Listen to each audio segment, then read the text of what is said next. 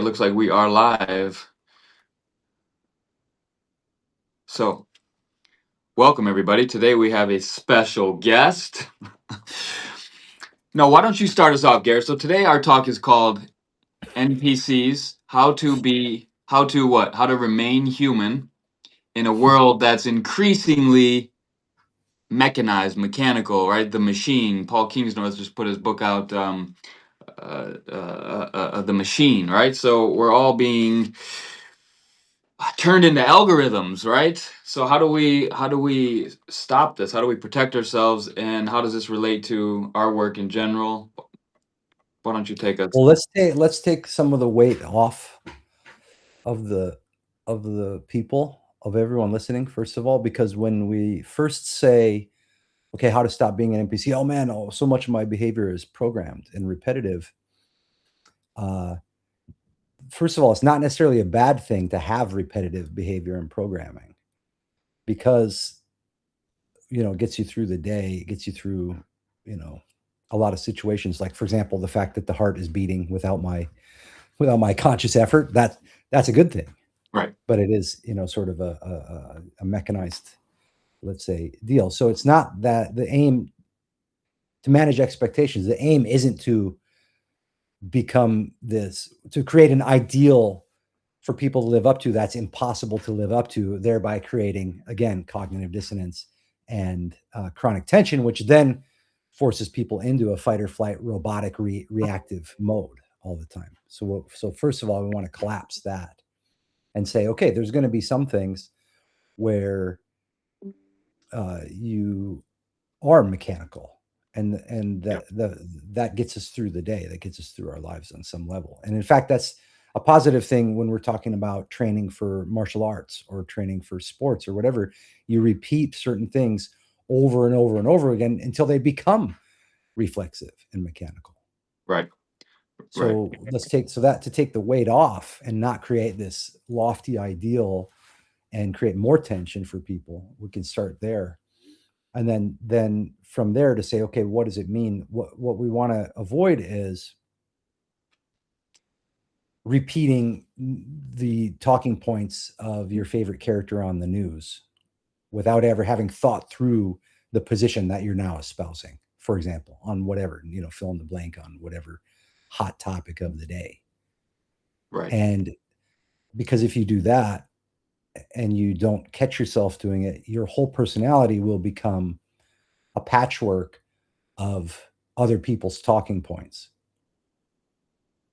right, Now, it was one thing when it was, say, in the 1980s, when the news was 30 minutes, a night, maybe a 1 hour special on the weekend.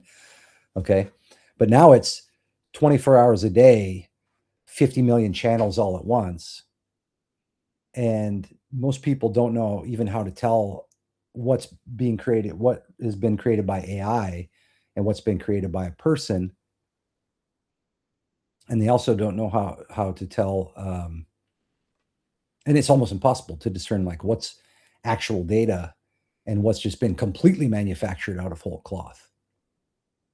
So what we're talking about is getting back home out of what we call the hellish snow globe of the mind, out of the hellish snow globe of the imagination, back home. So where your sense of identity and the place from which you perceive yourself in the world is not trapped inside the vagaries of the imagination. So one aspect of being an NPC, quote unquote, is being reactive instead of responsive. Yeah, being aware, knowing. And now, again, none of this is to mean that you can stop the activity of the hellish snow globe of the mind, because you can't stop it. And we won't get into the details of how and why. We'll do that some other time. But to not have your identity lost within that, because then you won't know, nothing connects to any ground. That's how people can have a completely incoherent worldview that doesn't account for morality, epistemology, and metaphysics, and not even know that their worldview is incoherent, because it's not Right, grounded anywhere. It's all trapped inside a realm of thoughts, a realm of interpretations, abstractions, none of which are inherently wrong. Abstractions aren't inherently wrong. Thoughts are inherently wrong. But when they're disconnected from a coherent foundation in the physical, in reality, in actuality, then no matter what, you could have a whole bunch of true data and be completely lost and not know how to tell the difference between something that's true and something that's not true. So it gets all mixed in there together, full of the duck-billed platitudes, the New Age stuff, Bible quotes, everything. So it's just a mess. And from there, so we have to come out of that. So anyway, I'm giving away the goat here, so to speak, or the ghost, giving up the ghost, kicking the towel. No, Yeah. Not to mix metaphoric salads here. So let's just go through what we have to present, because I try to give the whole thing in one shot, and that's not good. Yeah. So basically, a person who's running on a fixed script and there's no one home behind the eyes, meaning someone starts repeating what they saw on the news. Let's just use a simple example, repeating what they saw on the news. And then you say, is that even true? Like, for example, someone could say, Iran is 2 weeks away from nuclear weapons. And you could go, well, man, you know what? Like, I watched that show Patriot, that Amazon show Patriot, and that whole show was filmed years ago, and that was about Iran being 2 weeks away from nuclear weapons. And then we can go back to, like, I think the 1980s, where they were saying that same talking point, so we can start to go, is that real? And from what, and you ask that person, is that real? And they're like, they just repeat the same line again, or they go to some other line related. No, we've got to go there now because our greatest ally is going to be defeated, and the whole world's going to end. If they get nuclear weapons, it's over, and you can't, there's no way in. That's one simple way of how we might define an NPC for our terms. Yeah. Someone who you can't contact from the outside. You can't say, and not that they have to agree with you. Maybe their point is true, but they are incapable of hearing any counter opinions and incapable of discerning, oh, is what I'm saying true? And does it matter that I'm just repeating what was on the news? You know what I mean? Right. In other words, if in the political space is easy to talk about the NPC, because if I can guess all of your political opinions, then perhaps you are an NPC in that area because your tendency is toward the right or the left, and so you simply adopt all those talking points, haven't really thought them through yourself, and anything counter to that is on the other side, and so you can put it all in this category. So there's this tendency to go to find your identity in a place and then simply adopt all those talking points without considering nuance and go ahead. Right. And for these folks, it's impossible for them to consider, first of all, it'll be impossible usually for them to formulate their position in a proper argument format. For example, premises and conclusion. So anyone who has a position and is actually not acting as an NPC, a non-player character. For those of you who don't know, an NPC is non-player character. It's role-playing game speak for like if you're playing Legend of Zelda and then you go talk to the shopkeeper. The shopkeeper is a non-player character. It's a programmed character who has a fixed set of responses and behaviors. And no matter how big their dialogue tree is, it's still fixed. It's still pre-programmed. So no matter how much you shout at the shopkeeper or try to haggle prices, if that's not in their dialogue tree, it's never going to happen.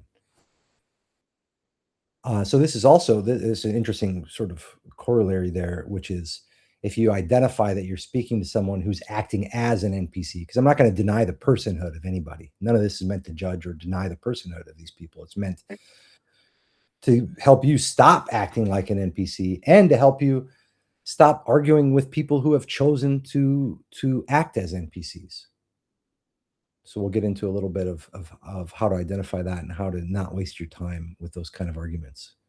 Basically, if a person doesn't care about their own contradictions, and they're throwing out non sequiturs, and they're not able to formulate their position in premises and conclusions, or to deal with your, hypothetical, or to deal with a real conversation, then you need to just politely excuse yourself from the conversation. Because if a person doesn't care about contradictions, then there is no conversation to be had. There's no basis on which for a conversation to take place, because every conversation presupposes that we are aiming for the truth, and that it's important to get to the truth. That's what all argumentation is.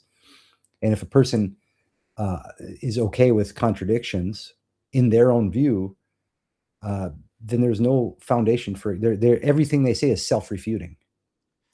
It's kind of a tangent, but it sounds like if you're in that place, then you're letting emotions override logic or truth.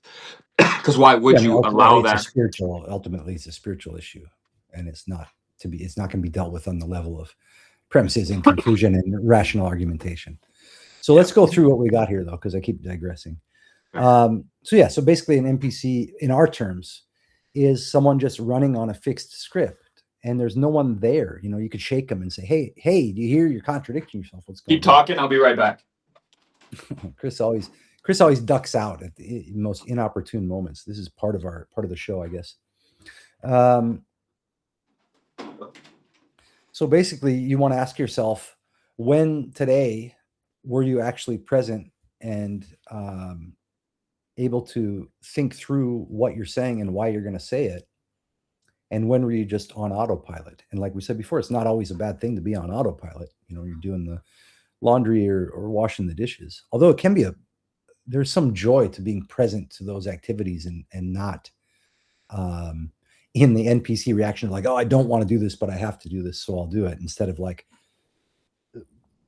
appreciating the great beauty of everything in life and then bringing that to the small chores that we have to do. But that's something we'll deal with at another time.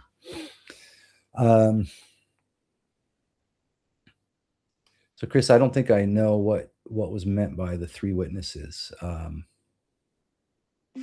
Where's that? I'm looking at our outline, but it's like, no, it's confusing to me. Oh, three witnesses. Oh, I think I was talking about this in context of, let's say, Buddhist awakening, Gurdjieff's kind of the mechanical man, and then Christianity. You see a lot of metaphors for sleeping and being vigilant, right? So, kind of just drawing parallels in other spiritual traditions to the NPC, which is a modern term for something that's not a modern problem. Um, Also, we have a question in the comments. We can get to that. That says, "Could someone be an NPC out of apathy?" Okay, yeah, we'll deal with that. Hey, despair. I think I like the name Despair Not, but I like the pun that you have going there. But it's also strange because now we always have to refer to you as Despair. So maybe you could Despair not name it. Maybe it could be like makes DE space SPARE, as in like the spare not. despair, yeah. But no, despair not also makes prayer bracelets. So there's another metaphor you might not be aware of, is the knots of this, because they make these. Yeah, it's Garrett. kind of cool. Actually, it's a cool name. Don't change anything. It's great. Yeah, we'll deal with that. But let's get through this, and then we'll handle questions at the end.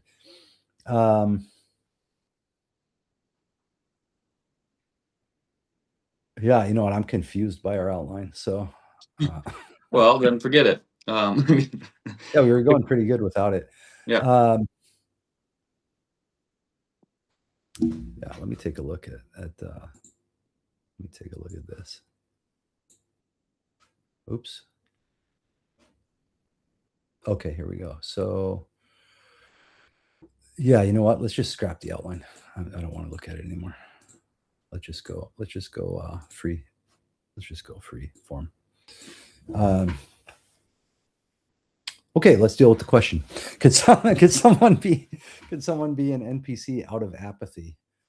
I was just thinking about that in my own way of, if somebody's in a kind of despair or depression or anxiety, they're in the hellish snow globe of the mind, and how is that related to being an NPC? Um, maybe that's another way to go about his question.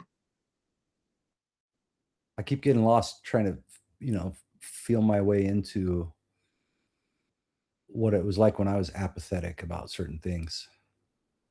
It's funny because then I wasn't really being an NPC, but well, in a way I was, yeah. Like, Chris, if you catch me in one of those moods where like I can automatically find like the most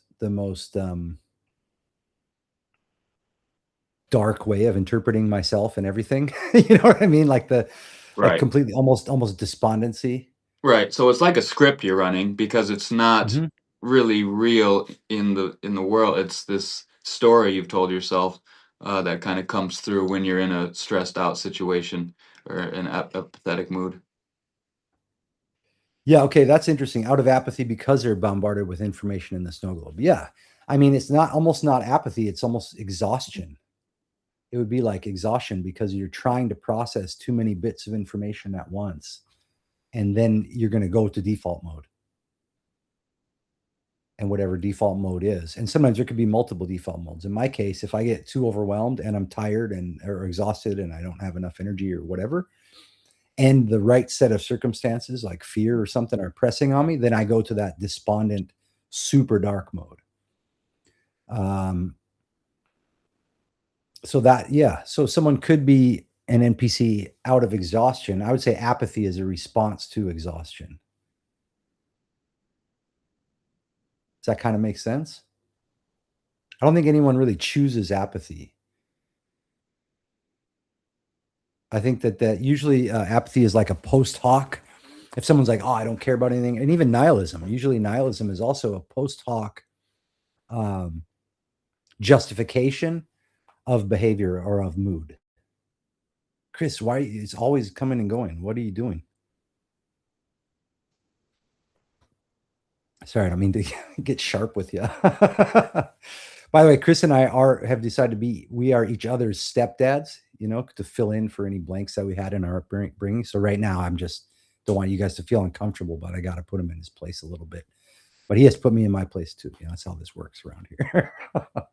Sorry to expose our secret there, Chris, like that, but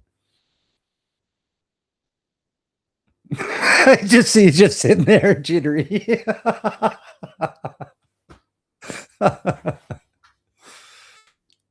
Oh, we can't hear you now.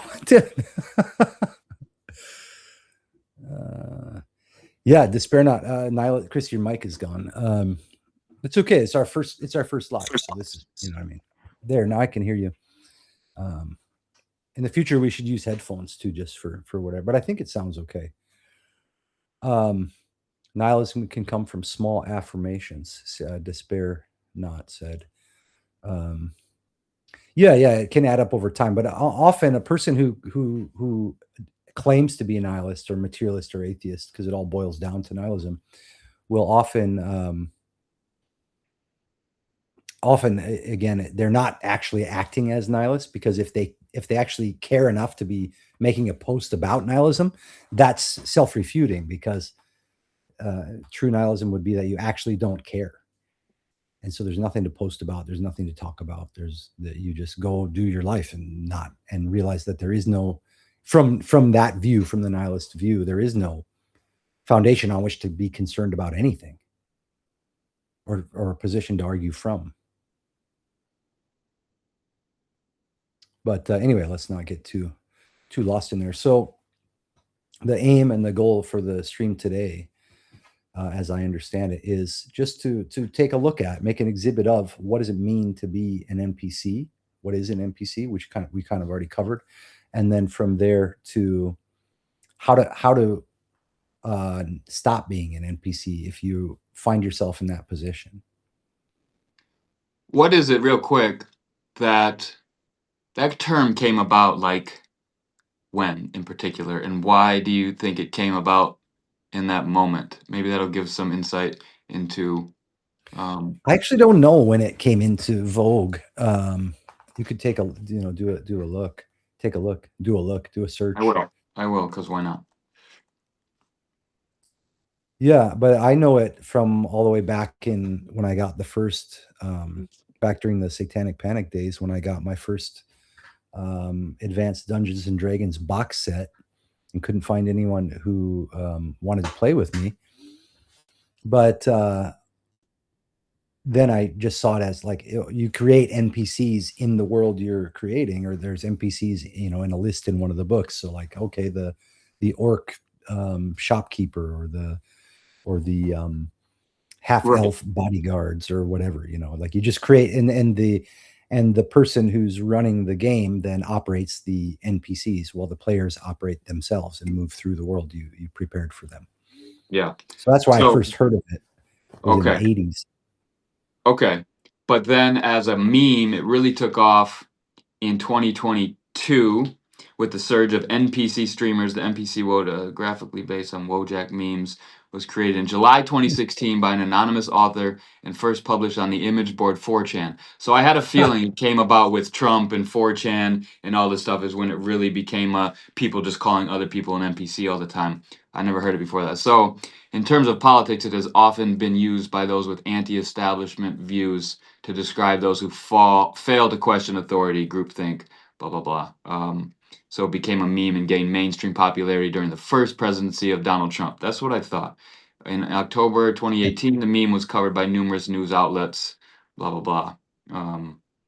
There's kind of a meta level to it as well, because you can be certain that both sides of the political spectrum were acting as NPCs when they're calling the other side NPCs, For sure. And meanwhile, we know that if you happen to fall on any specific side in global politics, you're missing the boat. Right. Right. That you could imagine the people who most call other people NPCs are an NPC in their own way, in a way that they haven't even Yeah, could possibly it's kind of like imagine. in the art of not giving a fuck stuff, that I've created, and that's before Mark Manson, by the way. I gotta be an NPC and repeat that every time. The art of not giving a fuck stuff. One of the ideas was like, if you're saying constantly that you don't GAF, then you obviously do, Right. you know. Right. But for our purposes, it doesn't matter. You don't really need to be paying attention to what other people are doing and if they're NPCs, except insofar as not wasting your time with someone who's acting, who, like I said before, who's doesn't care if they contradict themselves, and doesn't care if they say one thing and then you start to address that argument and pull it apart, and then they just take a different position. You don't need to continue those type of conversations, because it's a complete waste of time, and there's no way that it's just going to scandalize you. So that's one useful thing, is to know when you're talking to someone who's being doesn't have good, who's acting out of bad faith, so you can just politely exit the conversation and carry on. And then also to notice when you're doing it. So whenever you get fired up about a social media post or about any insert topic of the day, that you can just pause. Most of this can be summed up. How to not be an NPC is just go a little bit more slowly at everything you do, and build a habit of making a pause before you react to things. So in my case, I get all fired up, and then I'm in comment section on YouTube or on Facebook or wherever, Substack now as well.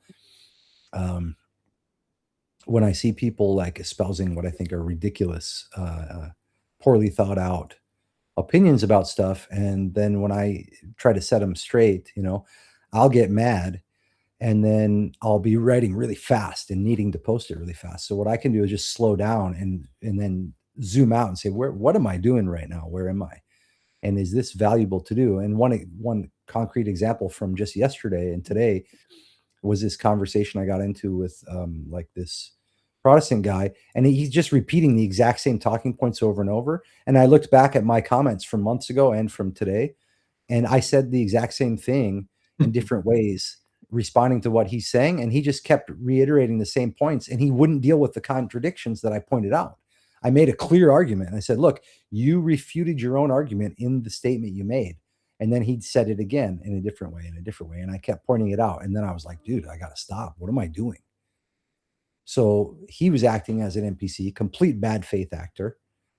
And then I tried to set him straight. Another guy in the comments tried to set him straight, and the other guy was way more friendly than I was. And then the guy just like, I had to set this, the phone's buzzing, I'm gonna put it away. So when I notice I'm getting all fired up in a comment section for someone who might not even be a real human, might actually be a bot, who's being a bad faith actor over months of time, either block the guy or just leave the conversation and let him have the last word, because who cares? I should have made my argument once and gotten out of there. But secondarily, I should never have made a post while I was fired up. Same thing goes for when I'm practicing guitar. I go too fast. I all of a sudden go too fast and everything gets messed up. My breathing, my voice, my rhythm, and my memory of the lyrics. If I slow down a tiny bit, if I slow down like right now, so I'll do a demonstration right now. Let's say I want to move the microphone and get my camera correct. So if I'm going like this, you know what I mean? Like everything's all messed up. But if I just see what's going on, I see, okay, there's the camera. Let's just go like this. And I move, actually literally move slightly more slowly. I move my mic. And then I zoom in. And I pull the chair forward. You know what I mean? Everything deliberate. This So is going to accomplish. it's a training of awareness, and it's a training of indifference to some degree. So then how do you do it? You remember, what is your mission? Now your mission could be hanging out with your kids that day. Let's say that's your mission. And then everything should be measured from your mission. So don't take a phone call unless it's an emergency that day.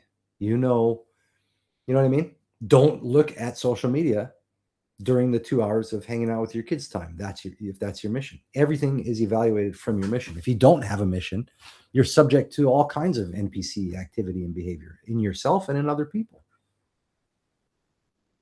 In our case, as Orthodox Christians, we have the top level mission running all the time, which is to draw nearer to God, to try to try at least our best to live up to the commandments of Christ, and so on down the line. So everything in our life gets measured through that lens first, and then our secondary missions of doing business or serving people, sharing our gifts, and then the mission of the day, for example, doing this Substack. So Chris and I ended up talking about all kinds of other stuff because we're currently in the process of honing in on how we're going to do all this. Probably what would have made the most sense is to let the mission of, okay, today we have the mission of accomplishing this NPC live stream. So then we would have had time to go through and hone our outline. Although I'm pretty happy with where the discussion is going anyway. But to hone our outline and slow down, right? and meet ahead of time and then deliver that. That was our mission. But he and I ended up doing like 30 other things that they got closer to coming to completion, but it actually probably freaked us both out a little bit too. On my end, it did. I freaked, and I'm not to blame Chris or myself. This is just in real time trying to exhibit.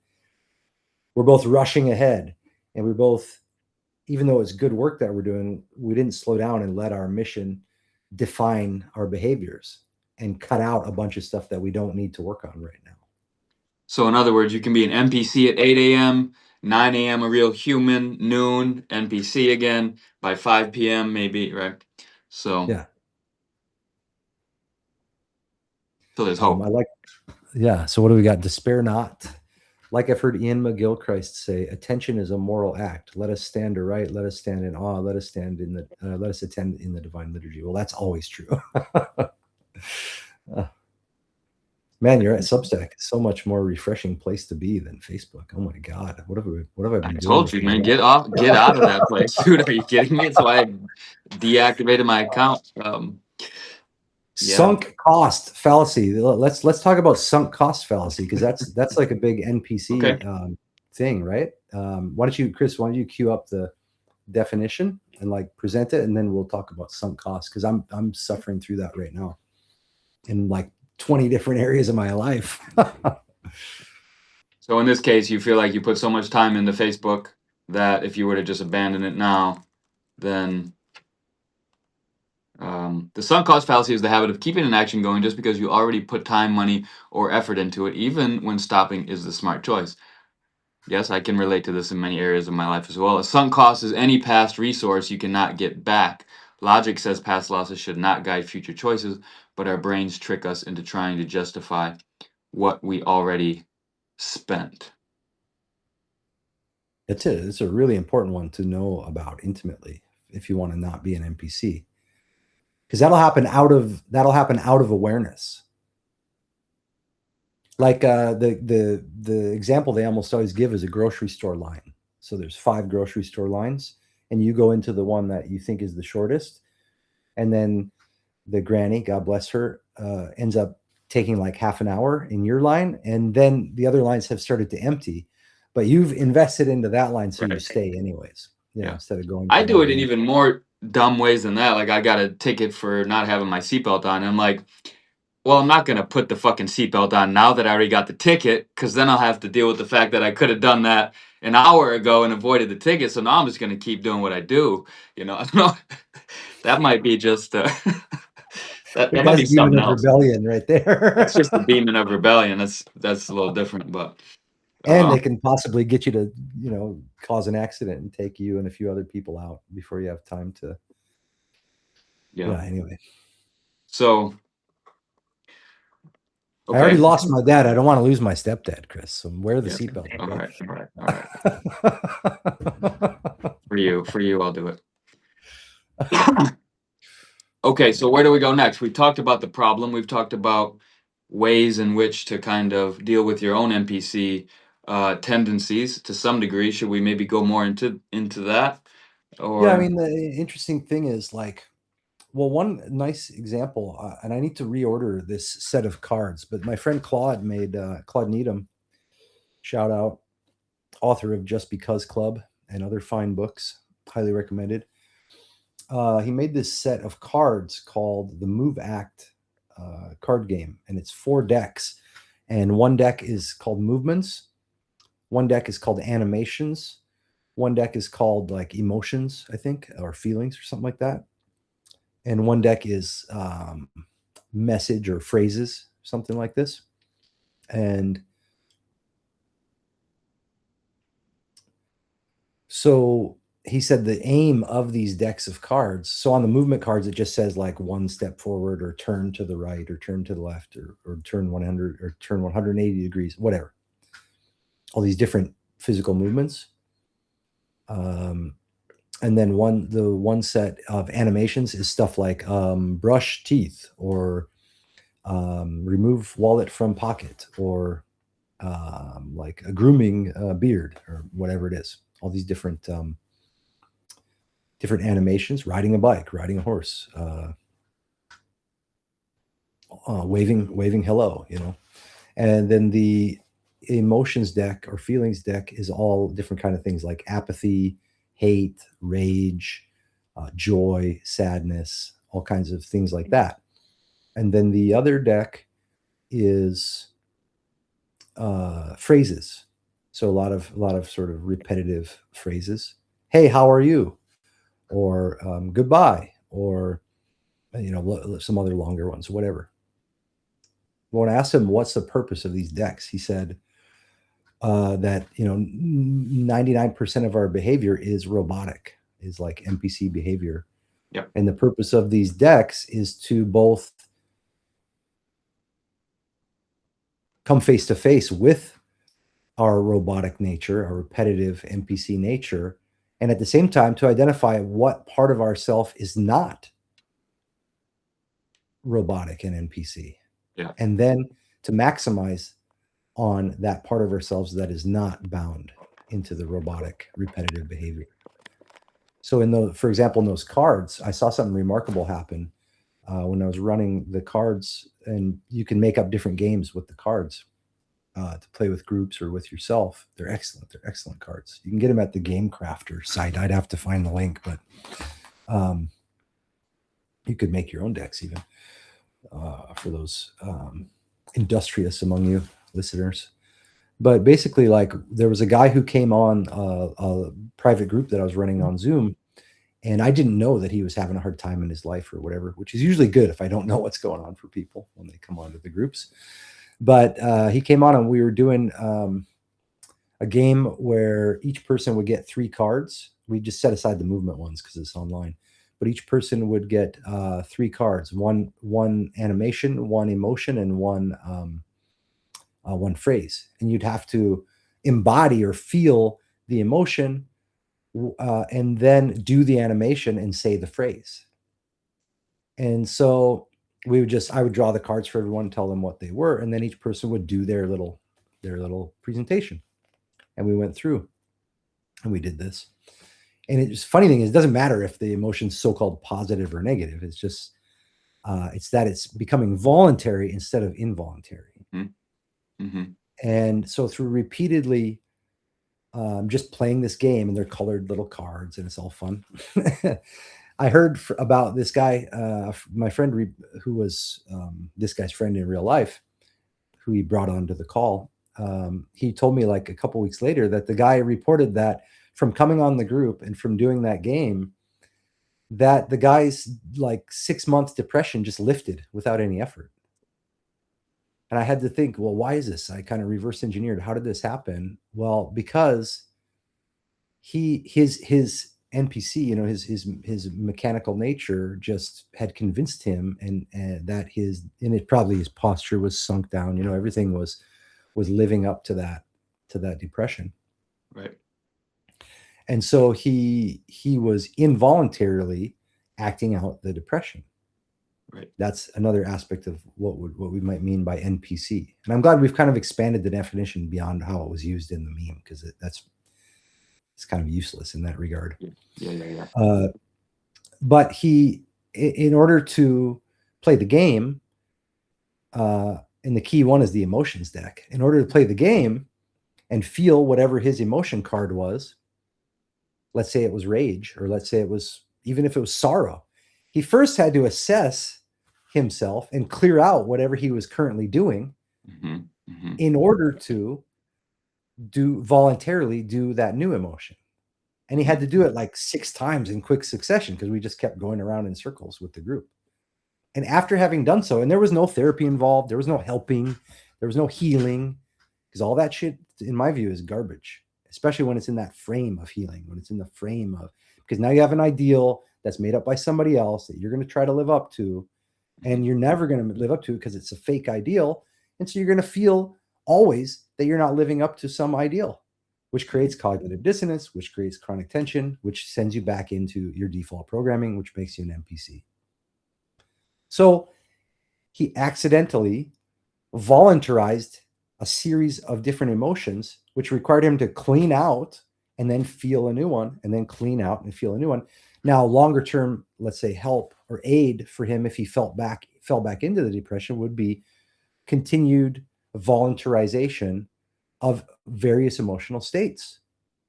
Yes. So that when that same feeling and emotion starts to wash over him, his brain and his mind already know that each of these states can be voluntarized. At which point he can say, oh, this isn't appropriate for what? For my current mission. So therefore, let's go into a voluntary state that is appropriate to my current mission. That kind of wraps it up into a nice bow right there. Yeah, you articulated all that very well. And even gave some practical exercises in a way, even starting with when somebody asks you how you're doing, you don't just mechanically say, I'm good, but maybe try something else. Maybe just say, I'm fine even, or maybe tell them how you're actually doing. So these little things. And what was the key to doing that? Stopping before the robotic thing plays out. Right. Which requires moving a little bit more slowly through everything you do. So if you're going to do the dishes today, when you go to do the dishes, and I don't mean go slow motion, that's a whole different exercise, but I mean just slow it down one notch. Like if it was a dial, turn it Right. like one notch slower. And by doing so, you're going to be aware of everything. You're going to Yep. be aware of the warmth of the water. It makes my hair stand on end to think about going slowly doing the dishes, because normally it's something I hated throughout most of my life. And I taught myself to love it at some point. Yep. And now I don't have to love it or not love it. It's become another area where I can experience the absolute, almost overwhelming beauty of creation, because that is everywhere. It's in all things at all times. It's in the microphones. It's in everything. It supersedes everything. So But slowing down allows us to bring fresh attention to an experience that opens up this liveliness that is the opposite of mechanical yeah, NPC. man, Uh, because everything that's happening, everything that we ever experience, whether it's a hug or whether it's you and I having a call or a laugh together, or you kissing your wife or seeing your kids, and because you have kids and see how fast they grow up. And even like with my cats, they were kittens a second ago. Now they're over 5 years old, and I'm like, dude, that's crazy, you know. So every experience that we have, every single experience we have, is both the first and last time we're ever going to have that exact experience. And yet, Modest Mouse sums it up so perfectly. They have a song called "Talking Shit About a Pretty Sunset," and it's like just that idea, like, "Hey, Chris, stop what you're doing. Come outside. You got to see this sunset." And you're like, "Dude, I've already seen the sunset." right. Right? And who on earth would ever say that in Right. their conscious, aware mind? Yeah, and yeah, we live like that most days. We walk through life um, like NPCs, everything in the background. But now there's a as we talked about in the beginning, there's a kind of necessity to that. Um, Yeah, if you're walking around in theosis all the right. time, it's going to be like, how can you raise kids? There's going to be times where you slip into default, and that's probably for our own protection and for our Right. own. I know I couldn't. There's moments at liturgy, and I sing in the choir. Um, Somehow I snuck my way into being able to sing in a liturgical choir, and I hope they don't find out I'm not a good singer. But anyway, my semi-fake self abasement aside, there's moments where I start to become overwhelmed, though. Yeah. Where like we're in the middle of one song, repeated it 1,000 times, and suddenly I'm like facing the reality of the Theotokos or something, where I'm like, oh my god, it actually is all real. Holy crap! Oh, my face starts to melt, and then it's like, no, dude, calm down. We got to get to the next song. Just like relax a little bit. Take it easy, bro. You know what I mean? Like, and actually, our beautiful, amazing, inimitable choir teacher Olga will be like, hey, Heruvimska, like, you know what I mean? Like, she'll really, like, literally, not time. There's no time for that right now. Yeah. And we're like, oh yeah, okay. That's good. Yeah, you got to go back to sleep once in a while. This has got to disassociate sometimes and not be overwhelmed by the magnificence of it all, huh? Yeah, Um, this little fatty. so would you say that those games helped you be more aware of these various states of mind? I'm not a game player, referring to the card game that you were speaking of, Garrett. Well, I it said, kind of gave you insight oh into how you could. despair, oh despair. We are all game players, my friend. I would advise you to become a conscious game player. Yes. Don't Gaming be is the very important, NPC. though. The In game. terms of like Summerland and mutant training, gaming is a very important aspect of it for a number of reasons, but one of which we can elaborate now. Let's do a future stream on gaming. I'm not suggesting you become a gamer like I've been, where you spend like hundreds of hours on like getting whatever. But gaming itself and becoming aware of gaming and how to play games is an important aspect. For one reason, because like in that case, if someone would have told me, let's use that example of the Move Act cards, if that guy, if my friend who brought his friend onto the call would have said, "Hey, my friend's really depressed and needs some therapeutic help," and then we all, as a group, started trying to help him, it would have been like a pity party. And even if we had good advice and good tools, he would have not been able to hear them or do them. But since it wasn't in that context, and since we were just playing a game, because the mind will always see it as just playing a game, he was able to get outside of that without any help required. So gaming in that regard is very important. And at the live in-person Summerland and Radical Undoing workshops that we've done in England and Norway and around the world and stuff, at those in-person ones, gaming takes the edge off some of the real intense, body work and somatics and intense releases and screaming and crying or whatever that happens.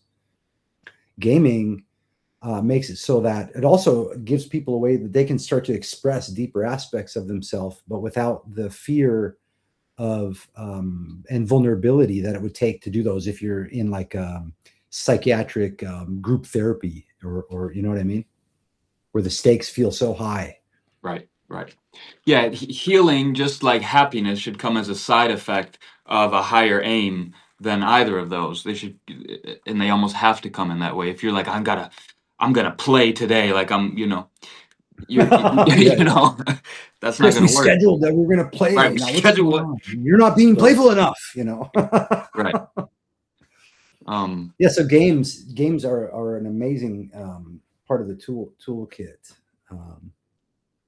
And like, I like that we call it mutant training, for one, because it invokes like this X-Men kind of like, especially like the Professor Xavier as depicted in the show, the FX show Legion, more so than in the movies and stuff. But even in the movies and in the old books,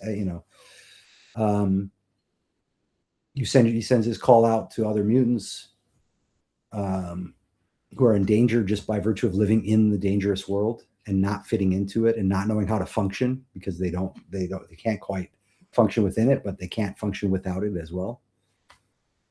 So they gather together in order to strategize and find ways to uncover and share their gifts, the powers, and to stay together and work together because the world is constantly working against them. Sorry to say, folks, but the nature of the world is constantly working against all of us. But we say mutants so we can identify the specific people that my gifts and Chris's gifts are suited to help. I can't help a person who's okay with contradictions in their own worldview.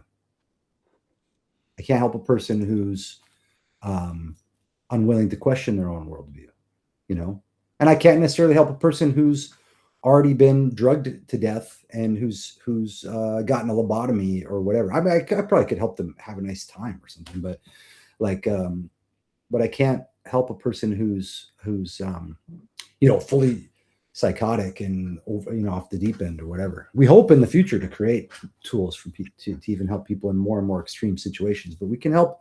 Our gifts are suited to help a specific window of people, the same way a virtuoso musician's gift appeals to a specific audience.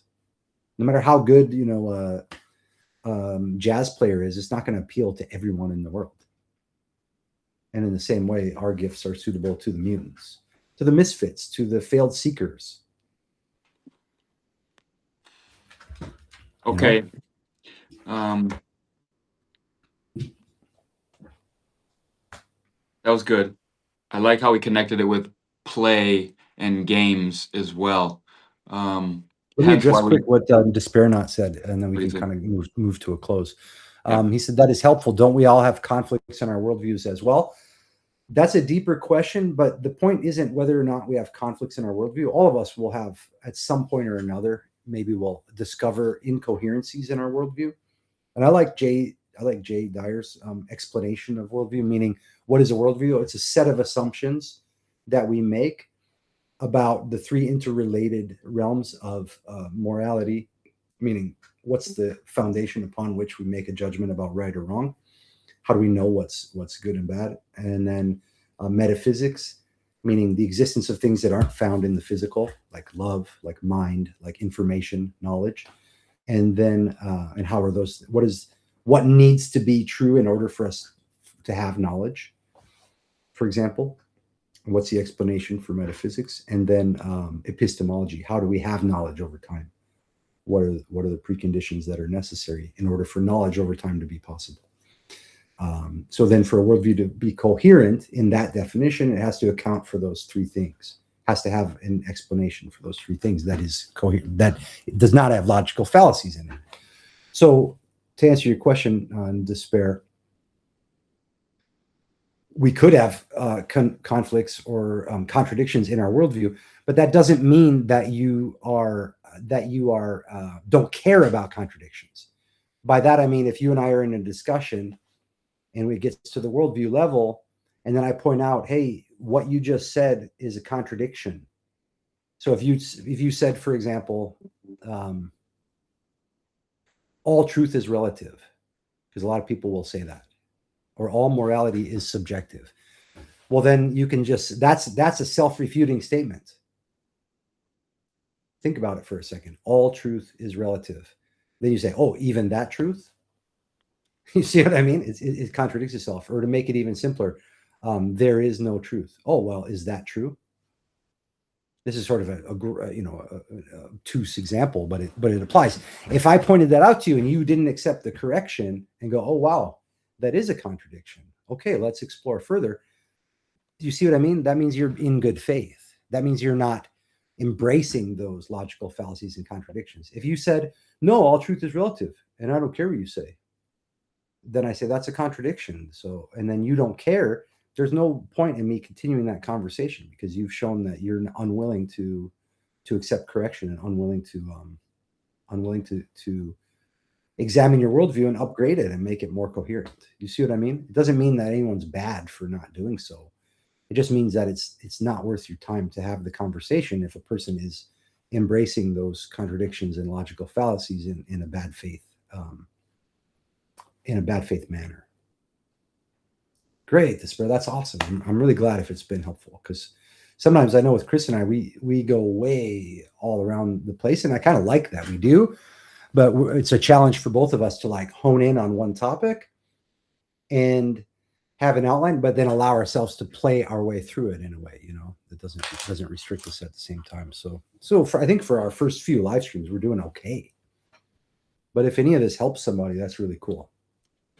100%. One person is it's fantastic. So, anything else you want to say, Garrett? God, we're already at 52 minutes. This is kind of awesome. I actually like this. Even the feeling of the Substack Live is nice. It's different. I like the Substack Live a little better than the YouTube. I mean, we'll do both, but yeah, I like it. Like it over here.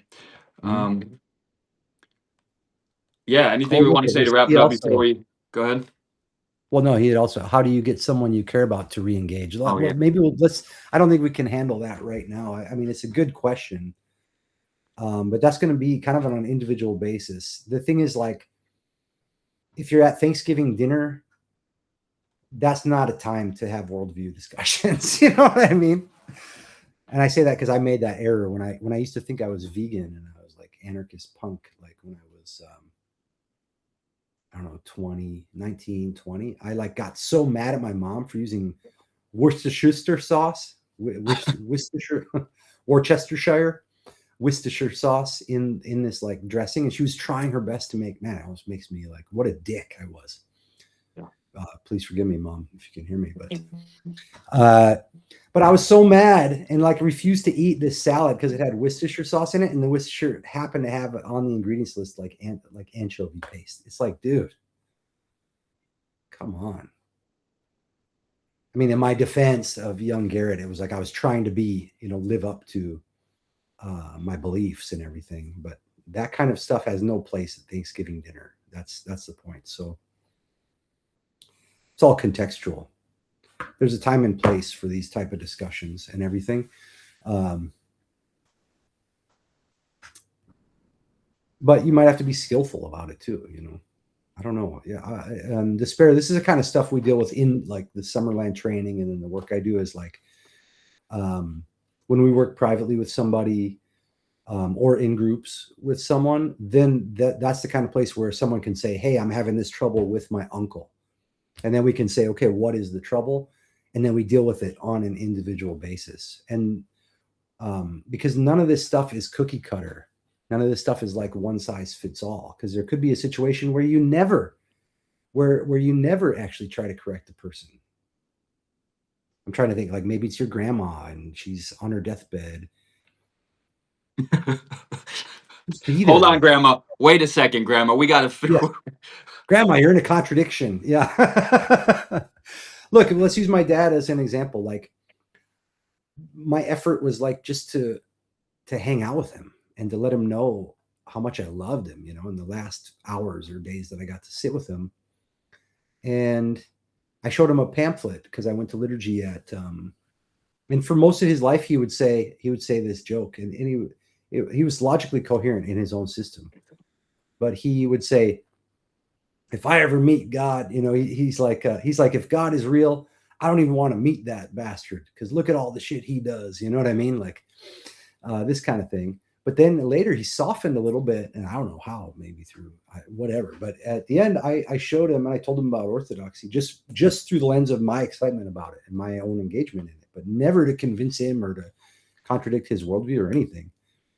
And then I showed him a pamphlet, which was like pictures of the church. And he's like, wow, this is so cool. This is beautiful. Look at that architecture. You know, he's a craftsman. He was a craftsman. He loved that kind of stuff. And at some point I could feel that. And in little things he said, I could feel that he was accepting of this worldview, but I didn't have to talk about the worldview at all. I just sat there with him and he could see my own joy and things. And strangely enough, I didn't think that I had really talked to him much about orthodoxy or anything. But I'm standing there. It's making me tear up right now. But I was standing there with him, giving him a hug for the last time.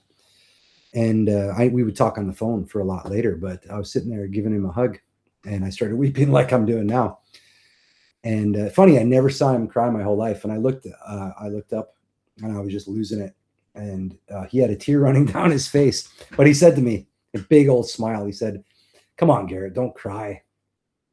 Come on, Garrett, don't cry. If all that church stuff you're doing is true, I'm going to see you again, right? And I was like, what a thing to say. You know what I mean? It actually like relieved all my, and it was like funny, and it was just beautiful, and it was true on some level, right? So he fucking pulled the rug out from under me. And so I thought, what more do I need to say to him then? You know what I mean? So what I'm trying to say is that's the thing, is that it's contextual. But if you're on a debate, on modern day debate, right, you know, let them have it then. Let it rip. Don't let them, you know, don't let them be uncharitable and bad faith. So it's context dependent. You know what I mean? There's no, and thank God there's no one size fits all, because if it was one size fits all, you'd be an NPC. Well, I think that's a good place to wrap it up. Maybe we can talk a little bit about what we're doing. And yeah, so basically we're behind the scenes, we're putting together Summerland, which is the Mutant Training Academy, which includes, you know, somatics, but it includes adventures, it includes conscious viewing of TV shows. You know, there's the MoveAct decks that I talked about, gaming. It includes everything. Chris and I have like an insanely huge toolkit that we bring to the table, and a lot of courses that we've already created, a lot of courses we are creating. So this is not coaching, it's not therapy, it's not healing, although those things may occur. It's mutant training. So for the misfits, for the high functioning misfits out there who know there's something going on in the world or in themselves, but they don't know how to fix it or how to proceed with some kind of grace, then that's the people we help. As we build the framework of that behind the scenes, right now we're willing to work. What do we call it? It's like, you know, like founders, you know, for the founders. That's the people who want to work with us before we get the whole thing put up on the web. So basically right now it's just it's just Chris and I private trainings. And later those are going to be in 3-month, 1 year, or 2 year packages, simply because when you make the commitment to work with us for a year or 2 years, then Chris and I get to share the highest level gifts that we've been spending the last 20 years developing. Whereas when we just work with one session with a person 1 month, then they don't get the best out of it, and we don't get to share at a higher level. All that being said, what we're doing now is opening it up for the first 5 or so people. I'd say 5 is a good number, opening up for the first 5 people. And these are kind of like the Summerland founders. And why do I call it founders? Because we're going to do extensive case studies with you. So that helps us to put on the web, here's the first 5 people that worked with Chris and Garrett in the Summerland. And what we're doing is, so it's not such a huge commitment for you, but that it's a commitment enough that you can see what we help you do, which, like, essentially the core of all of the techniques is get your identity out of the hellish snow globe of the imagination back to where it rightfully belongs, into actuality. So back home to the body, back home to actuality, so you can tell the difference between the vagaries of the imagination versus what's actually happening. Okay. And then from there to actually embrace your life as the never-ending adventure that it really is, meaning being comfortable with not knowing exactly what's going to happen next. So that's what all of our tools are put in service of that. And so that you can uncover and share your gifts with the world, whatever those are, in whatever capacity that you have to share them. And so we're offering, like I said, 5 of those packages, and those are at a 3-month level. And it's going to be, I think, probably about half the rate or a little less of what we're normally going to charge when we do the full launch and grand opening. So the way that you can engage, if you want to engage with us, and just so you guys know, and for all the haters out there who are going to come and comment or whatever, between Chris and I, we've put out so much free materials, it's insane. Not only live streams, but like if you just go to my old YouTubes and all the Radical and Doing stuff, there's an insane amount of free materials you can avail yourself of. Plus, you can reach out to Chris and I, and if we can help in the comment section, if we can help on these live streams, then we'll help you every single time. And then for people who want to engage at a deeper level, that costs money. Then you pay for it, because Chris and I are going to be spending our time and effort to help you do everything I just said you're going to do. So I wanted to say that just for the haters ahead of time. You wouldn't believe the kind of stuff people come and say. And I go, oh, did you do all the free materials? Because it'd probably take you like 2 years to do all the free stuff, trainings that we put out. No. Oh, okay. Conversation over. Now we'll do a live stream about that hater. Anyway, so to make it simple, Chris, do you want to just summarize it? Because I end up talking all over the place. Well, I think that was good. 3 months. Open it up for 5 people. We work one-on-one. Chris and I meet with you. We meet with you privately. So the way that works, you get on our schedule. We work together. We meet with you totally free. Find out what's going on in your life. If you want to work with us, if we want to work with you. If that's a go, then we'll let you know what the next steps are from there. But that first meeting is free. Part of that is because Chris and I just love meeting with you guys. Anyone who sees our crazy face. Look at my giant head and Chris's more reasonably sized head, but with less hair than me. Yeah, man. Throwing it out, looking good. Yeah. So anyway, if you meet with us, and if we all, jive together, then we craft the package. It's 3 months, but we craft how we're going to approach it with you. So if you're overworked, then we're going to fit it into your schedule. If you have time freedom and a lot of time to dedicate to it, then we're going to put the package together where you have more time to dedicate to this work. Okay, so it's tailored to your actual situation. Oh, okay. So despair not. Fair point. Saw YouTube we both did last night. Very interested in the work we're doing. The YouTube channel, I can type it in. The YouTube channel, we'll keep the name the same for legacy purposes, but then you'll start seeing Chris and I utilize that for Summerland as we go forward. Everything's going to get simpler as we put it together, but it's youtube.com/radical undoing.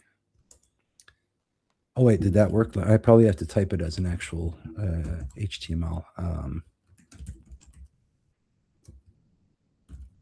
There we go. That should be a hyperlink. Yeah, so it's you can find it on my Substack. It's in the links, and Chris, you can start putting it on there too, and we'll just embrace it. And one more thing, just if you guys want to see Chris and I talk about our story in relation to orthodoxy, there's a couple of videos of that on the other YouTube channel, which is just a really small one dedicated to spiritual talks, and that's I think that's like this at Garrett Daun, and we're going to change these as we fuse ourselves into one person further. It's gonna have like 4 arms and 4 legs and 2. No, shut up. No. 2 heads, guys. No, get your head out of the gutter. Look what you made me say, Chris. Let me pick it up here before Garrett. No. So regardless, we're going to keep doing the live streams, whether so keep tuning in to, I think we'll probably rotate from Substack to YouTube, kind of see what works. And eventually all roads are going to lead to the email list, and we'll be doing daily. That's going to be our core thing. There's going to be daily, probably twice daily emails going out. And that's, we're going to be like the highest level of info. Some of that stuff will get posted on Substack. Some of it will be on YouTube. But if you really want to get into the Summerland stuff, we'll give away freebies. We'll, you know what I mean? Probably all the PDFs and things like intro stuff I created over the years. We'll put that into like a little library. And then when you subscribe to the Summerland email for both of us, you'll get that. You'll get access to that stuff right away. So you can try out some of this work for yourself. So we'll have stuff from Chris, stuff from me, and you know how it works. Despair, cool. If you would, that's awesome. And if you ever want, you can jump on a live stream with us. You're like an early founder here. I really enjoy interacting with you so far. It's cool. Man, Substack, I should have listened to you a long time ago. It's so great here.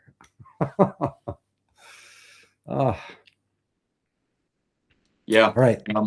I think that's good for today, man. We'll be back probably tomorrow. Yeah, so for folks who want to work with us for now, just reach out to Chris or myself in the comments or in one of the million ways of sending text across the internet. You can reach me. I think my Telegram account is listed right on the radicalundoing.com website. But there's a million ways. If you don't hear from us within 24 hours, just write again. Be persistent, because sometimes it gets lost in all the stuff. But just reach out, and if we don't get back with you, reach out again or leave a comment somewhere, and we'll reach out. We'll get you on the schedule, and then we can figure it out from there. One more thing, I just want to give a guarantee, and the guarantee is that if you meet with us, even on the free call, and probably the free calls won't always be available, but for now we'll do it for as long as we can. But if you meet with us on the free call, no matter what happens, whether we decide to work together or not, we will for sure give you some next steps that you can take in your life. And we will try our best to help you identify at least what you can do to get some stability, to get some ground under your feet, and to take some next steps going forward. And if you engage with us in good faith and you need our services or our help, we're going to do all we can to be there for you regardless. So some people will take us on at our luxury offer. Some people will take us on at the free offer, but we treat everybody with the same respect, with the same love, and with the same sense of service. Okay. So that's something you can always expect from us. No matter what happens, we're going to do that. And I guarantee that for the rest of my life. Beautiful. 100%. Yeah. Great call today, man. Glad we did it here. And yeah, keep an eye out on Garrett's about to jump over on spend more time on Substack, and keep an eye out on my light material, although I might change the name. Garrett said it's a stupid name. So no, I didn't say that. Now look what you made me do. No, I actually like it. I just don't like the sound, because I'm so burned on all the new age stuff that when I hear even any word, like the word consciousness, I'm like, get out of here. No, I hear you. You know what I mean? And then the person was just trying to say, hey, your brother regained consciousness. And I'm like, shut up with that new age stuff. You know what I mean? Like, no. Exactly. So no, light material, I actually really do like it. But I'm not allowed to like any word that's ever been abused by new agers, Right. Exactly. No, I feel you. So I think don't listen. Okay. Good stuff. Yeah, keep an eye out for us. You can reach us in all those different places, and looking forward to connecting with some of you. And thanks for being here. I see some old friends in here and some Yeah, awesome. Okay, thanks, Garrett. We'll see each other soon. Yeah, this is awesome, man. Thank you for inviting me on. Thanks, everybody. Have a beautiful day. God Adios. bless.